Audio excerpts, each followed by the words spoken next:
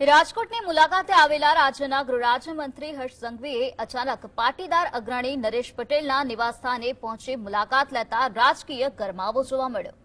આ બેઠક દરમિયાન ભાજપના સ્થાનિક આગેવાનો પણ સાથે રહ્યા હતા, જેને પગલે અનેક અટકળો વહેતી થઈ। જોકે ધારાસભ્ય રમેશ ટીલાડાએ આ મુલાકાતને માત્ર શુભેચ્છા મુલાકાત ગણાવી સ્પષ્ટતા કરી હતી કે મંત્રીએ એરપોર્ટ પર ઉતરતા જ નરેશ પટેલને મળવાની ઈચ્છા વ્યક્ત કરી હતી। વધુમાં તેમણે જણાવ્યું કે નરેશ પટેલે હાલ રાજકારણમાં આવવાની મનાઈ કરી છે, પરંતુ સામાજિક અને રાજકીય આગેવાનો વચ્ચે આવી મુલાકાતો થતી રહે તે સ્વાભાવિક છે। ડેપ્યુટી સીએમ હર્ષભાઈની લાગણી હતી ને ઈચ્છા હતી કે આપણે નરેશભાઈની શુભેચ્છા મુલાકાત લઈ અમારે એરપોર્ટ ઉપર નક્કી થયું એટલે અમે આવ્યા। બાકી તો બીજી કઈ આમાં બેઠકની કોઈ વાત જ નથી। હું રાજકીય રીતે કઈ આને જોતો નથી। નરેશભાઈ નિવૃત્ત થવાના તો એનો પોતાનો નિર્ણય છે, કઈ રાજકારણમાં પ્રવેશ કરવાની તો ના પાડે છે। રાજકારણમાં સારા લોકો આવે તો સારી જ વાત છે ને।